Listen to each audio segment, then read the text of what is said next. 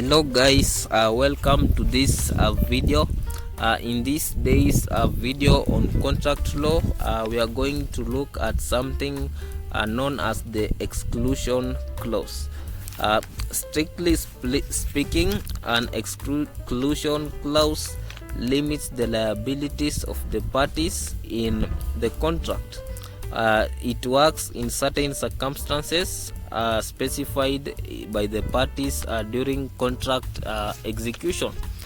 For example, we have someone who has been contracted to clear a farm, and in an exclusion clause that they agree with the employer, they agree that if the rain starts to rain so much, the person can pause or can stop clearing the farm and rest until it is no longer raining and safe for clearing the farm. So this is an example of an exclusion clause. In an exclusion clause, someone is permitted to behave in a way that is contrary to contract agreement, but it goes as per the requirements of the exclusion clause. If an exclusive clause is put forward by notice, the notice must be given before the contract is formed. So we before this exclusion clause is really given by notice, there should be a reasonable time frame and a reasonable notice that the parties can be able to access and understand before it becomes operation clause. We also have to notice that the courts will not listen to an exclusion clause if it is misrepresented. Someone may misrepresent and delude the person who they are making the contract with and make a very misrepresented exclusion clause. In that case, the courts will not uphold it. So we also have to understand that the courts read the exclusion clause against the interest of the party who may benefit from it.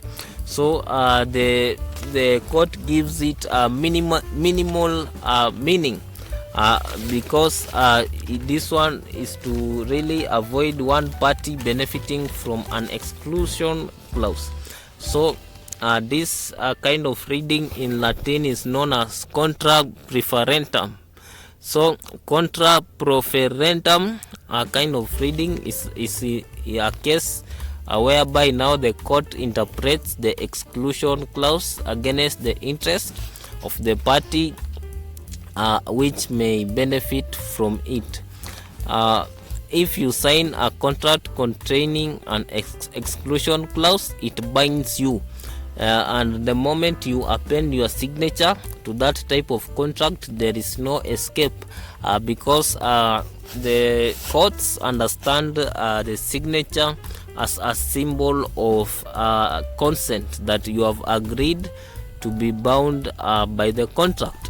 Finally, in relation to exclusion clauses, we have to realize that the courts observe what we call the four corners rule. And the four corners rule definitely means that an exclusion clause should be within the four corners of the contract. That is, in the words and what is contained in the contract document. An exclusion clause should be within those four corners of the contract.